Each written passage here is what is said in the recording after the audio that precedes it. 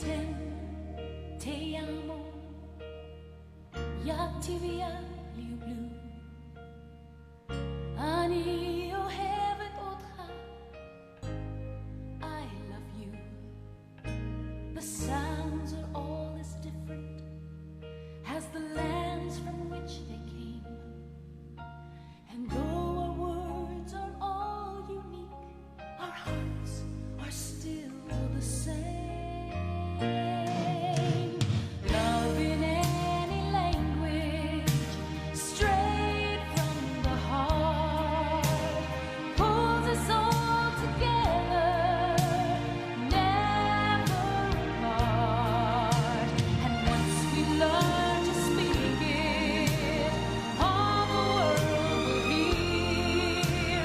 Love in any language, fluently spoken here.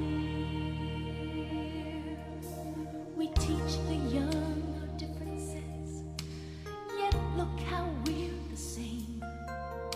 We love to laugh, to dream our dreams. We know the sting of pain. From Leningrad to Lexington, the farmer loves his land. And daddies all get misty-eyed to give their daughters hand. Oh, baby, when we realize how much there is to share, we'll find too much in common to pretend it isn't there.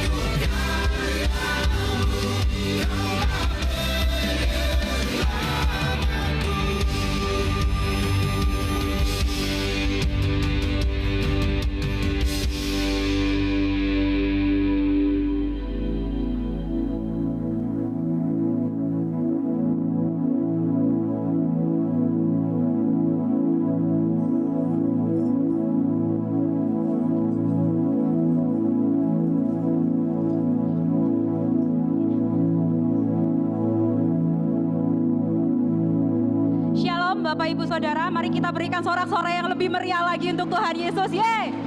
Ya Tuhan. Bapak Ibu siap untuk memuji Tuhan pagi ini? Saya mau Bapak Ibu kasih tos minimal 5 orang. Bilang, yuk kasih yang terbaik buat Tuhan. 5 orang Bapak Ibu, yes.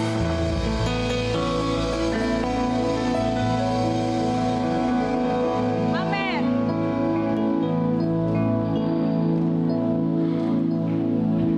Terima kasih Tuhan. Pagi hari ini kami mau memberikan yang terbaik bagi Engkau Tuhan melalui pujian kami. Karena Engkau lebih dulu memberikan yang terbaik Tuhan. Engkau berikan nyawamu buat kami Tuhan. Terima kasih Tuhan.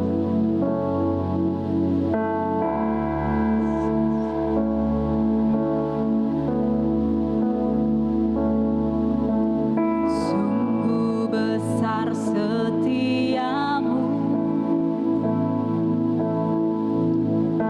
nyata di sepanjang hidupku. Darahmu telah layakkan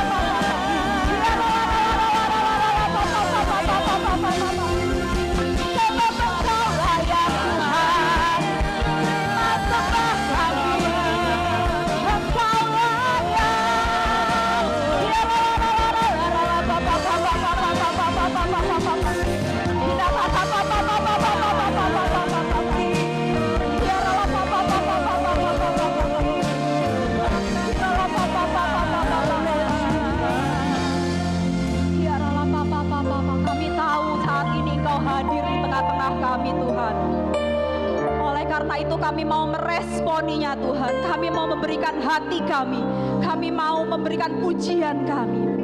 Mari Bapak Ibu, ini waktunya kita meresponi apa yang sudah Tuhan berikan bagi kita. Dia sudah kasih nyawanya. Pagi ini kita mau datang kasih penyembahan kita untuk Tuhan. Ungkapkan pujian-pujian dari mulutmu. Tidak ada satupun orang yang berdiam diri. Mari angkat hatimu, angkat suaramu. Ucapkan terima kasih Tuhan. Thank you Lord Jesus. Engkau baik kepada kami. Tak pernah kau tinggalkan kami. Mari angkat suaramu Bapak Ibu. Tidak ada satupun yang berdiam diri. Jemaat memuji Tuhan. Tamborin memuji Tuhan. Musik memuji Tuhan. Tuhan ada di tempat ini. Hikarala papa papa papa papa papa.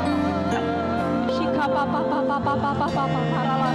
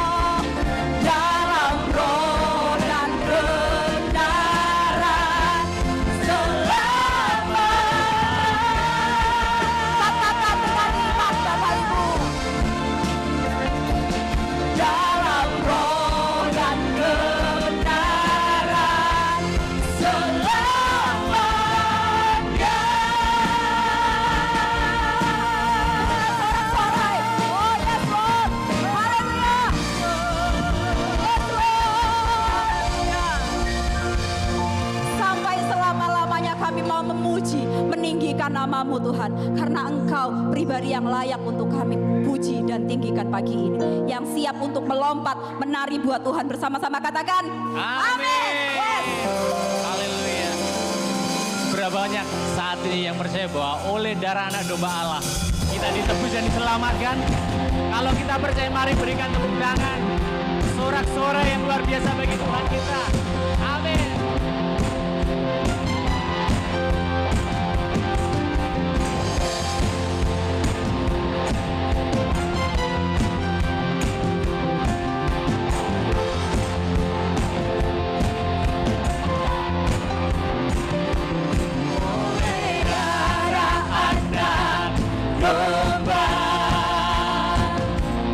Oleh kesaksian kita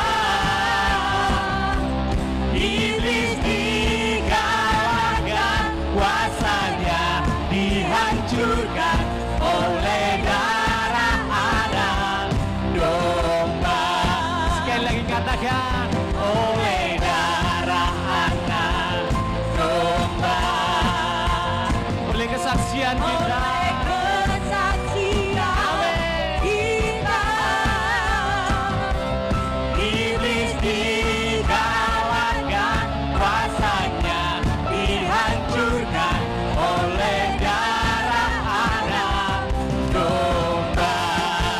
Sama-sama katakan, sekarang tiba keselamatan dan kuasa dan pemerintahan Allah kita, kuasanya yang diurapinya, karena telah dilemparkannya para pendakwa kita. Sekali lagi katakan, sekarang telah tiba keselamatan.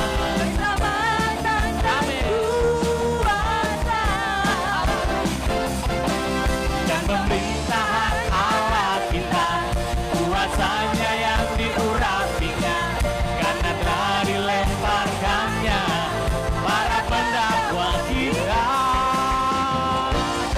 oleh darah anak domba, oleh kesaksian kita. Iblis dikalahkan, kuasanya dihancurkan oleh darah anak domba. Dengan iman katakan, oleh darah anak domba, oleh kesaksian kita,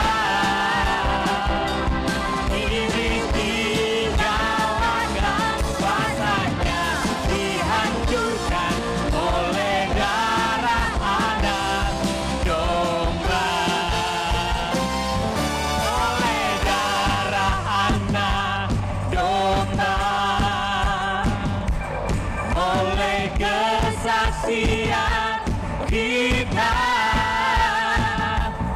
iblis dikalahkan, kuasanya dihancurkan oleh darah anak domba,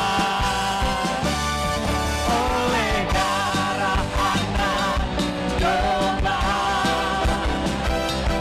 oleh kesaksian kita, iblis dikalahkan, kuasanya dihancurkan oleh darah anak domba, oleh darah anak, oleh darah anak, oleh darah anak domba. Berikan sorak-sorai bagi Tuhan kita. Mari serukan Tuhan kita lebih lagi, karena Dia telah bangkit bagi kita semua. Amin.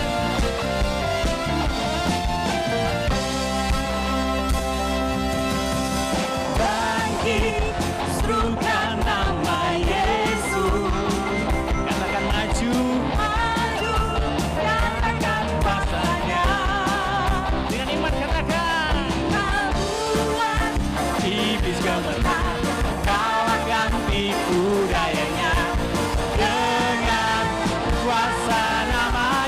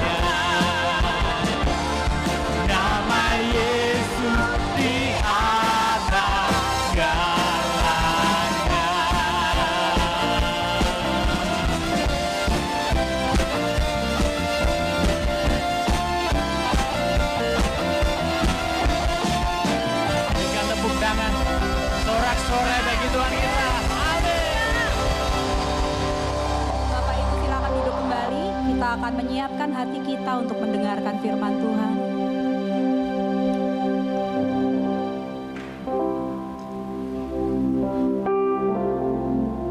Tuhan, pagi ini Tuhan, kami mau memandang wajah-Mu Tuhan, menyatakan bahwa Engkau adalah satu-satunya Allah dalam kehidupan kami. Tidak ada satu pribadi pun Tuhan yang kami lihat, hanya Engkau Tuhan.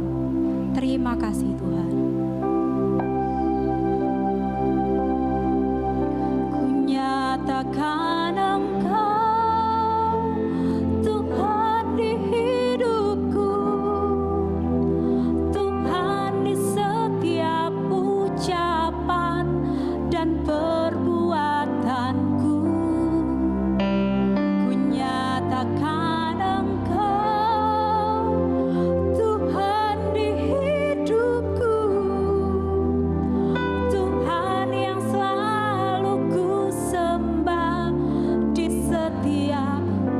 hatimu katakan, ku nyatakan Tuhan, ku nyatakan, ya Tuhan, Tuhan di hidupku, oh, Tuhan di setiap ucapan dan perbuatan, amin ya Tuhan, ku nyatakan Engkau, Tuhan di hidupku,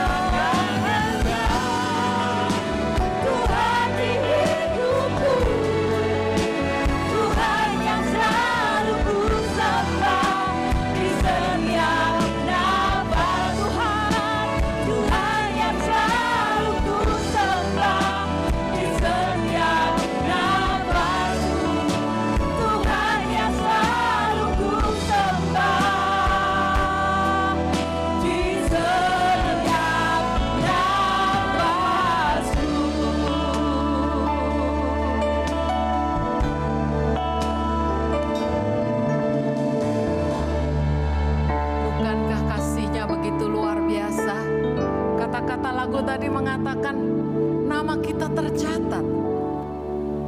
Selalu ada di tangannya. Dan firman Tuhan mengatakan kita ini bahkan seperti biji mata Tuhan.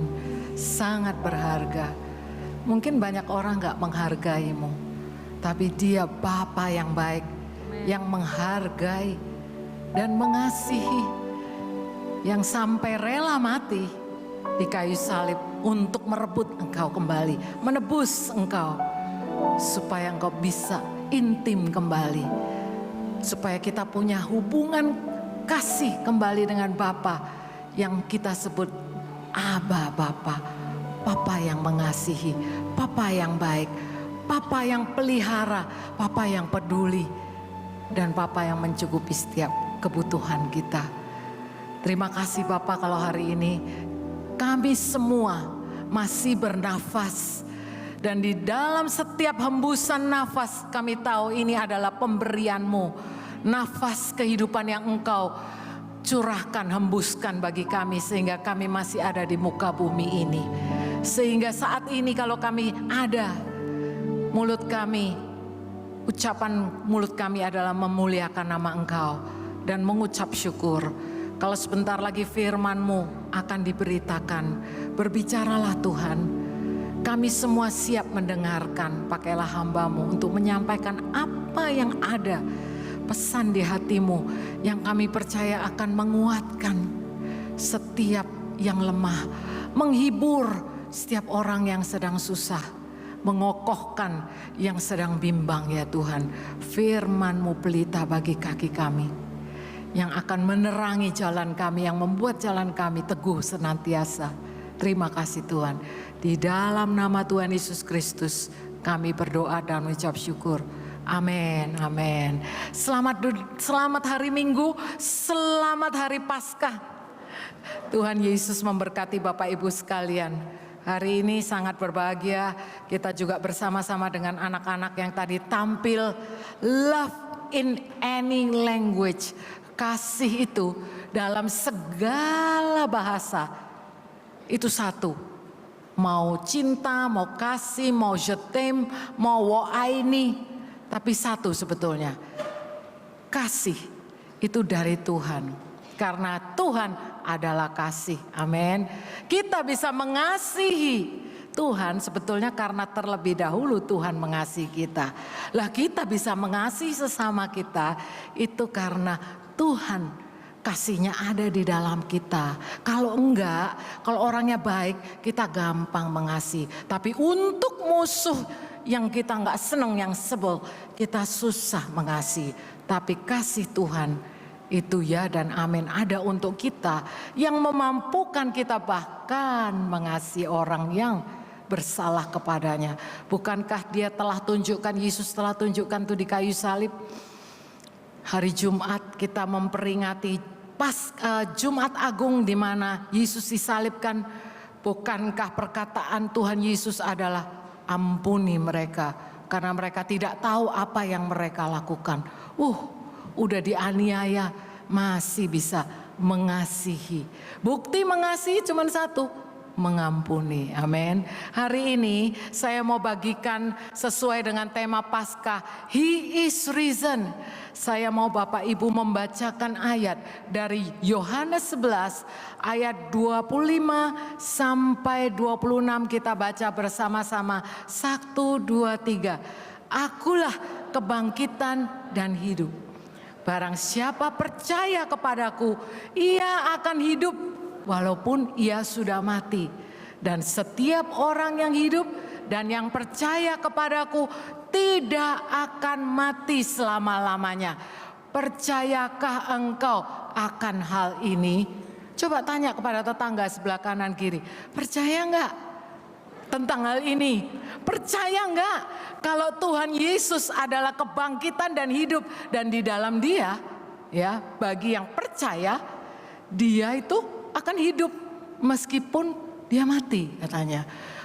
Satu pengharapan yang membuat setiap orang bisa bersuka cita meskipun kekasihnya sudah dipanggil Tuhan.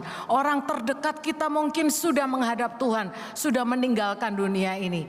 Tapi bukankah kita sekarang ini hanya sementara di dunia?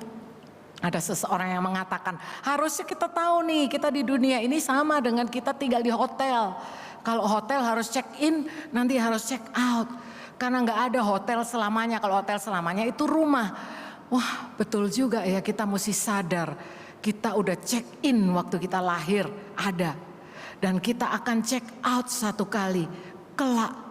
Gak tahu kapan waktunya. Kita berusaha dengan sebaik-baiknya menjaga tubuh untuk kemuliaan nama Tuhan. Kita hidup sehat, kita bekerja, kita melayani Tuhan. Tapi ada waktunya kita juga akan menghadap Sang Pencipta. Puji Tuhan dikatakan setiap orang yang percaya kepada Tuhan Yesus, dia tidak akan mati. Walaupun dia sudah mati, dia akan hidup. Nah, tapi masalahnya sekarang kita yang sudah terima Tuhan, kita hidup di dunia ini penuh dengan tantangan dan hidup di dunia yang sudah jatuh dalam dosa. Ada satu oknum yang gak suka, yaitu pencuri yang datang hanya untuk mencuri, membunuh, dan membinasakan. Dia gak senang si iblis, betul. Tetapi puji Tuhan, yang kita rayakan hari ini, Tuhan Yesus yang telah mati dan bangkit, dia datang supaya saudara dan saya mempunyai hidup dan mempunyainya dalam segala kelimpahan.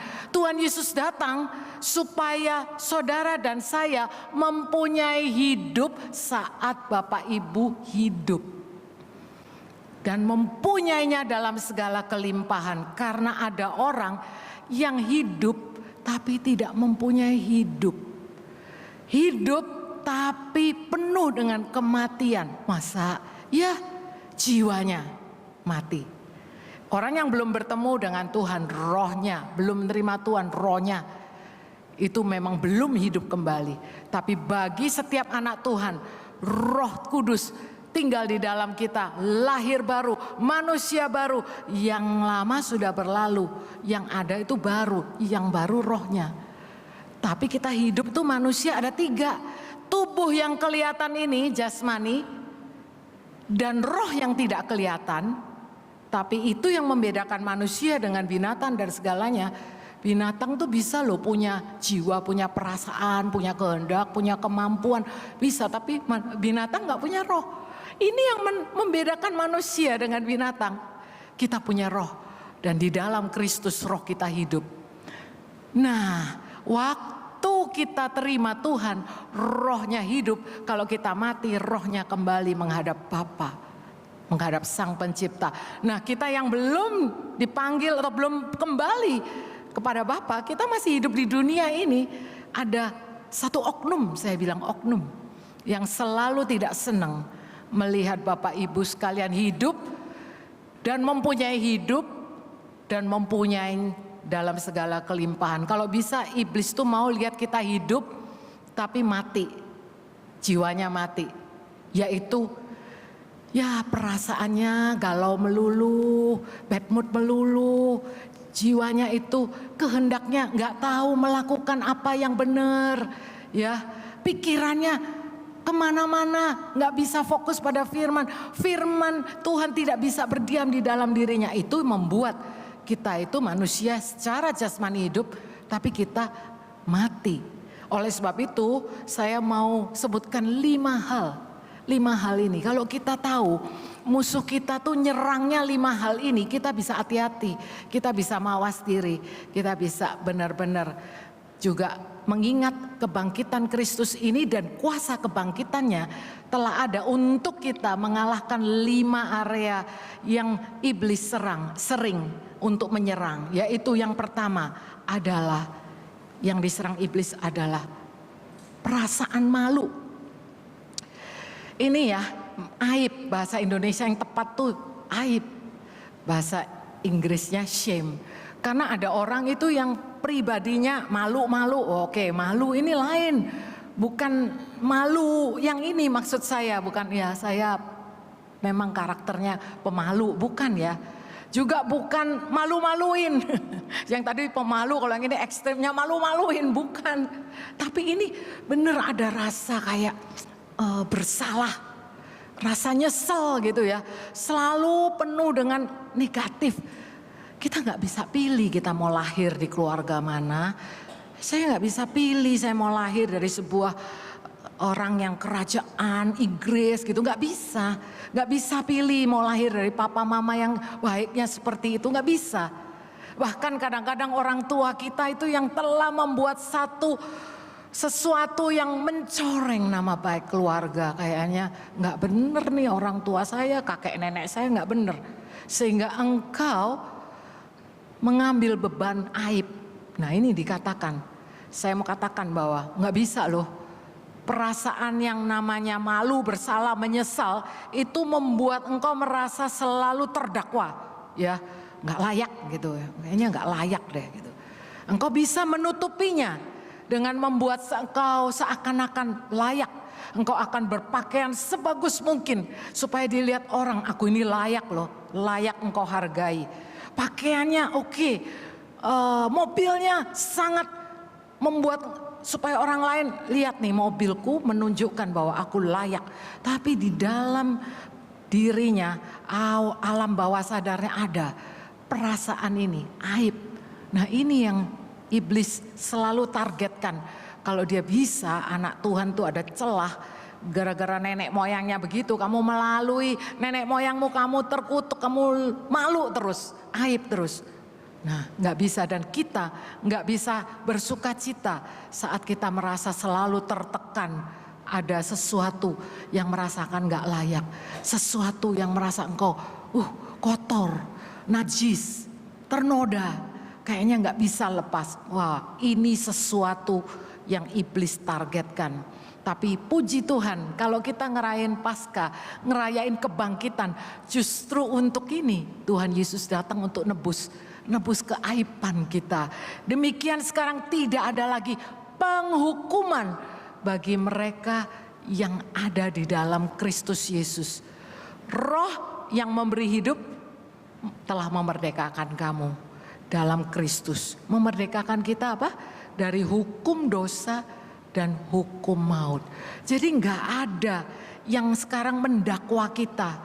Kalau dari kecil memang kita tuh selalu tertuduh gara-gara kamu nih, kamu jelek, kamu bodoh, kamu apa. Itu menjadi cap, menjadi identitas. Kadang sulit hilangnya. Ingat waktu pemilu, kalau kita sudah pemilu itu udah coblos, kenapa kita dikasih tanda kelingkingnya ungu gitu ya. Kenapa? Supaya ketahuan ini udah nyoblos. Demikian juga iblis seringkali mau mencap, memberi tanda kepada kita. Nih loh, kamu tuh ndak layak, mana bisa kamu jadi orang sukses. Nggak mungkin, lihat keadaanmu. Tanda ini dihapus gak bisa. Kalau cuman pemilu itu kan cuman tinta. Nggak apa-apa, berbekasnya cuman berapa hari. Tapi dalam 1 minggu pasti hilang. Tapi ngomong soal aib, tanpa kita sadar, tanpa kita terima dan menerima dengan hati dan mulut bahwa Yesus memerdekakan. Ini sudah tersedia, kemerdekaan sudah tersedia. Tapi apakah kita mau kita izinkan sekarang untuk kita melawan apa yang ada di dalam pikiran kita yang gak layak, yang najis, yang gimana. Itu kita lawan, kita katakan akulah kebenaran Kristus. Aku ini dibenarkan oleh Kristus. Aku benar bukan karena aku ini orangnya baik atau benar, tapi dibenarkan oleh darah anak domba. Amin. Ini nomor 1 yang paling membebani, perasaan tertuduh karena aib. Yang nomor 2 ini juga pikiran dan perbuatan yang tak terkendalikan. Jangan pikir ini hanya ada di orang besar. Anak-anak kecil sekarang juga banyak yang stres. Karena pikirannya jalan terus. Kalau pikiran yang baik gak apa-apa. Ini pikiran negatif yang terus menerus. Sehingga membuat seseorang tidak bisa fokus kepada hal yang baik dan berguna. Terutama pada firman Tuhan. Bapak Ibu sekalian, kemampuan fokus kita memang berkurang. Kita dulu ngomong kalau anak-anak kecil mah kalau ngajar jangan lama-lama. Fokusnya cuma bisa 5 menit. Cuma bisa 10 menit. Jadi kalau khotbah jangan lama-lama karena mereka tidak bisa, ya. Tidak bisa menguasai, bukan tidak bisa, belum bisa menguasai. Tapi bukankah kita sekarang udah bertambah usia? Tapi bertambah usia tidak otomatis membuat kita menjadi dewasa. Menjadi tua itu otomatis. Tapi menjadi dewasa itu pilihan. Ini dia pikiran yang kita kuasai. Perbuatan yang kita kuasai itu menandakan kematangan, kedewasaan Bapak Ibu sekalian.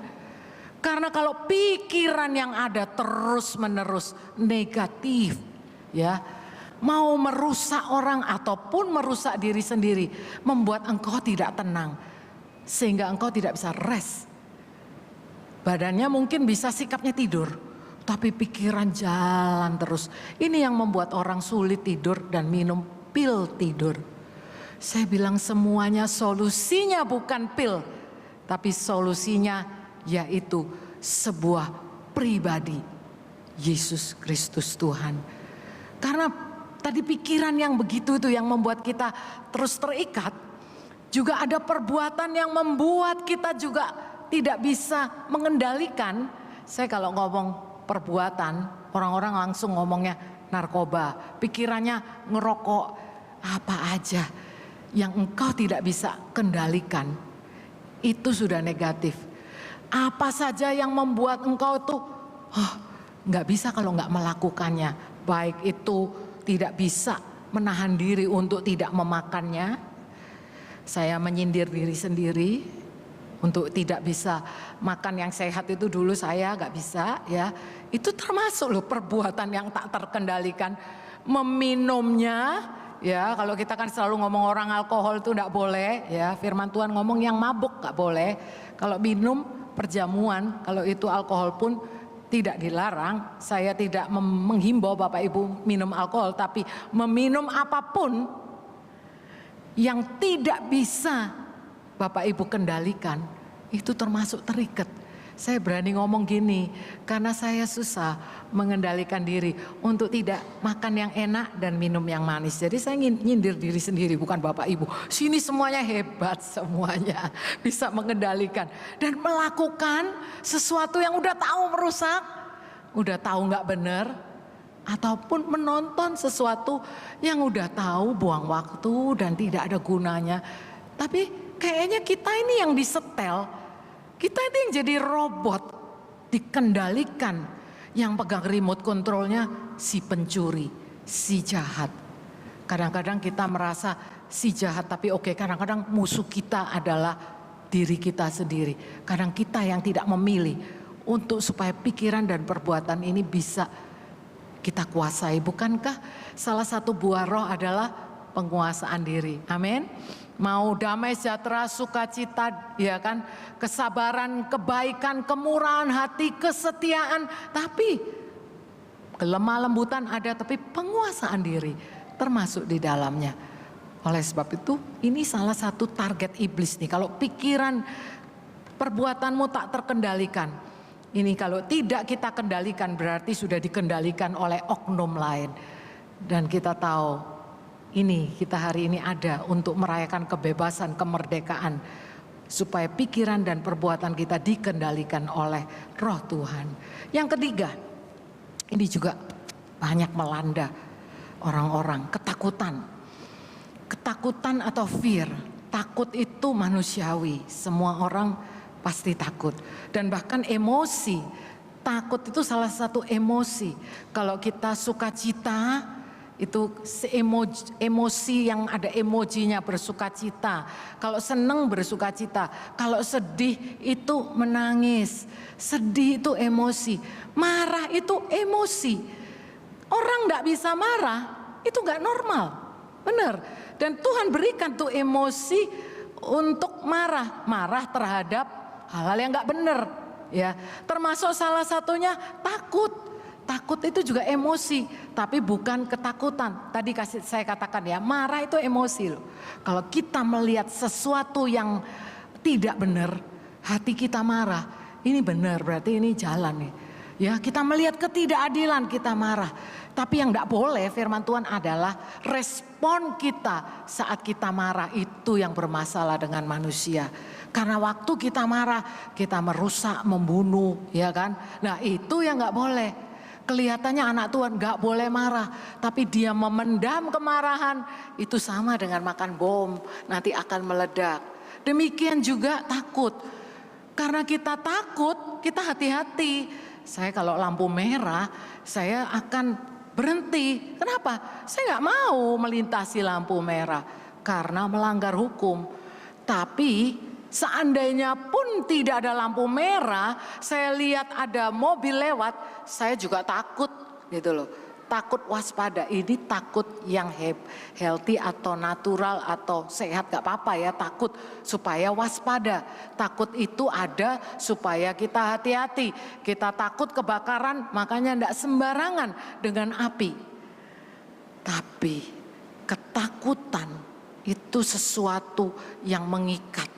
Takut yang berlebihan yang tidak bisa dikuasai menjadi roh ketakutan. Dan ketakutan menuntunmu pada jalan kegelapan. Ketakutan kadang-kadang menuntunmu pada kemarahan. Jangan pikir orang yang takut itu gampang terlihat karena dia ngaku, saya takut. Nggak semua orang takut ngaku kalau dia takut. Tapi ada orang takut terekspresi karena dia marah-marah. Marah-marah itu karena ketakutan. Takut kalau dilihat dia nggak bisa, dia marah-marah. Takut kalau terlihat dia tak mampu, lemah, dia membuat dirinya garang dan marah-marah. Dan kemarahan akhirnya menuntunmu pada kebencian. Kalau udah kebencian, menuntunmu dan membuat hidupmu kacau balau, menderita. Firman Tuhan katakan, Tuhan tidak pernah memberikan kepada kita roh ketakutan.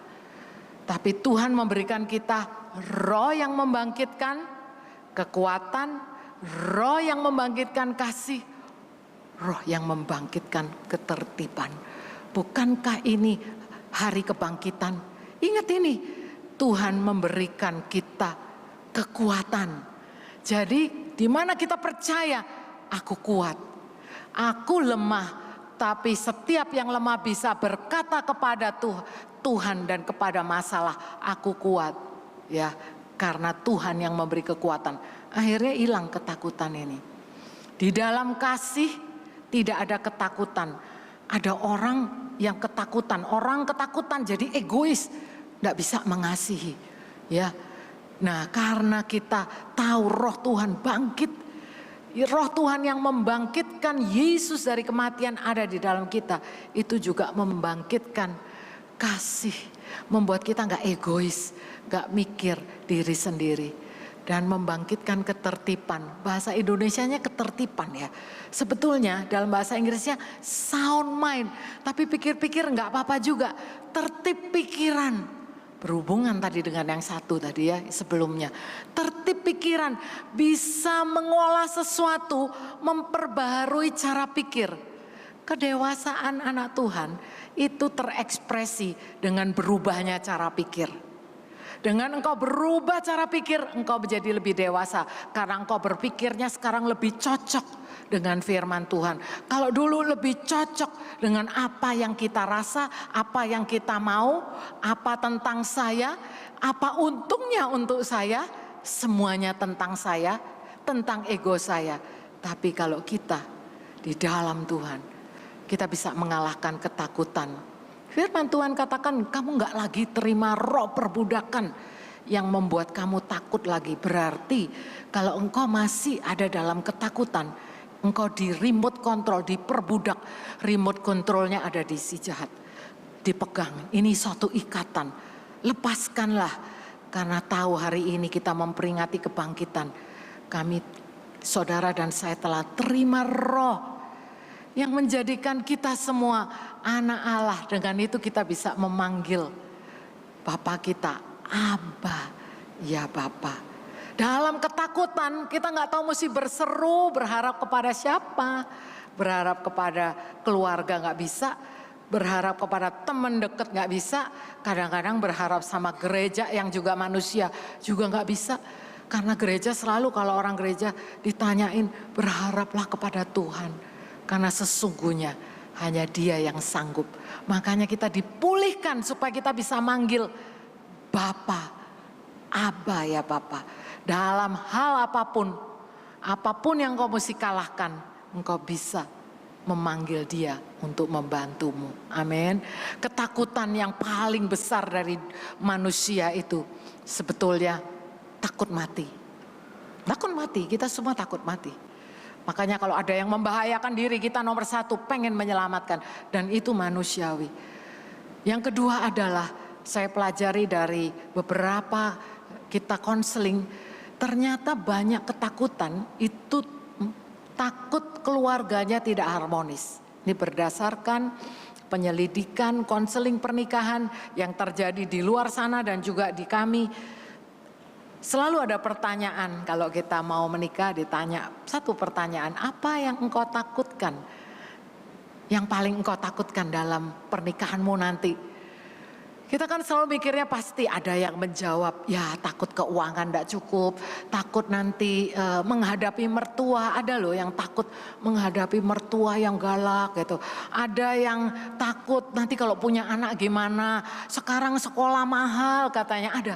Tapi yang paling banyak adalah takut nanti pernikahan kita nggak harmonis dan berakhir di perceraian. Itu banyak loh. Dan kalau dilihat-lihat lagi, terutama yang datang dari background yang keluarganya tidak harmonis, kebanyakan anaknya begitu. Nomor satu, saya tidak mau terjadi seperti apa yang terjadi pada papa mama saya. Puji Tuhan. Kadang-kadang ada pengalaman pahit yang menjadi pelajaran yang berharga. Kalau keluarganya itu dulu pernah tidak rukun dan harmonis, anak-anak bisa memilih, itu membuatnya menjadi pelajaran. Ya, jadi itu pelajaran berharga, nggak apa-apa. Ketakutan yang demikian sampai akhirnya takut yang kecil-kecil lah. Takut ayam, takut ketinggian, takut gelap. Sampai dunia kedokteran menemukan berbagai macam nama yang sebutannya nanti fobia yang saya enggak. Jadi ternyata ketakutan ini banyak Bapak Ibu sekalian. Puji Tuhan, Tuhan telah mengalahkannya. Yang keempat ini juga banyak melanda, yaitu putus asa. Putus asa ini, hopelessness, ini membahayakan. Bapak Ibu sekalian, semangat yang padam itu mengeringkan tulang. Waduh, kalau tulang kering itu berarti keropos, osteoporosis, itu gara-gara semangat yang padam loh itu. Tapi hati gembira adalah obat katanya. Memang harapan yang tertunda menyedihkan hati kata Amsal. Kita berharap gak jadi. Tertunda gak apa-apa ya. Tapi kalau gak jadi terus-terusan gak jadi. Akhirnya kita putus harapan. Hopeless lah. Gak usah berharap. Karena gak ada percuma. Saya mau katakan kalau ada di tempat ini yang patah harapan. Putus asa. Hari ini, hari kebangkitan. Kita diselamatkan pun di dalam pengharapan. Jadi pengharapan itu sesuatu yang belum kita lihat. Yang belum kita lihat bukan berarti tidak tersedia. Karena kalau yang sudah ada dan terlihat sudah bukan pengharapan. Itu yang dikatakan Roma 8 ayat 24-25. Jadi kalau kita mengharapkan apa yang tidak kita lihat, mestinya kita perlu menanti dengan tekun. Jadi waktu kita menanti dan berharap, kita tahu bahwa apa yang kita harapkan yang sudah sesuai dengan kehendak Tuhan, yang mana Tuhan janjikan, itu pasti terjadi. Meskipun belum melihat, tapi kita percaya. Percaya dulu, baru melihat. Nah manusia ini terbalik, melihat dulu baru bisa percaya. Lah itu namanya bukan berharap, tapi sekali lagi, putus asa. Ini target iblis nomor 4. Dan yang kelima sebagai penutup. Yang kelima ya, ini adalah kepahitan. Saya lupa naruh nomor 5. Tapi ini adalah target iblis juga. Kepahitan itu dimulai dari sebuah kekecewaan. Ya, dunia ini dianggap tidak adil. Ya, faktanya memang tidak adil karena dunia ini sudah jatuh dalam dosa. Ya, tapi either you become bitter or better, bahasa Inggrisnya enak ngomongnya. Memang dunia nggak adil, ya. Tapi sebetulnya di dalam Yesus Kristus ada pilihan. Kamu mau jadi pahit atau menjadi lebih baik. Kalau punya teman-teman yang baik, punya kenangan yang indah, aduh sesuatu baik itu jadi kenangan yang indah. Teman yang baik, situasinya semua menyenangkan, ya oke, itu kenangan yang indah, terimalah. Tapi kalau ketemu orang-orang yang gak baik, situasi yang tidak menguntungkan, jadikanlah itu pelajaran yang berharga. Sehingga selalu ada, saya belajar sesuatu, rugi gak apa-apa, belajar sesuatu, ruginya banyak, gak apa-apa. Berarti saya invest di situ, saya mau maju, saya tidak mau kepahitan. Amin. Firman Tuhan katakan segala kepahitan, kegeraman, kemarahan, pertikaian dan fitnah hendaklah dibuang di antara kamu. Kita nggak bisa cuman berdoa Tuhan angkat kepahitan, tapi kita masih mikir terus yang pahit. Tuhan, aku nggak bisa melupakan ya. Akhirnya jadi kepahitan. Firman Tuhan dibuang. Dibuang dari mana? Dibuang dari hati. Jagalah hatimu dengan segala kewaspadaan, karena disitulah terpancar kehidupan. Mari kita buang semuanya yang tidak berkenan, keluarkan dari hati, nanti akan keluar dari pikiran dan akan terekspresi dalam perbuatan kita. Biarlah 5 hal ini menguatkan kita untuk mengingatkan Yesus Kristus bangkit, supaya kita dapat hidup dan mempunyai hidup dalam kelimpahan. Jangan sampai kita sudah hidup, tapi hidup kita tertekan yang boten-boten, yang merugikan kita sendiri. Yang mana sebetulnya karya Yesus di kayu salib sudah tebus, sudah bayar lunas harganya untuk kamu menikmati kebebasan, kemerdekaan dari 5 hal ini. Amin. Mari kita berdoa. Saya undang musisi untuk bangkit berdiri. Bapa Surgawi, kami mengucap syukur kalau hari ini firman-Mu sudah berbicara kepada setiap hati.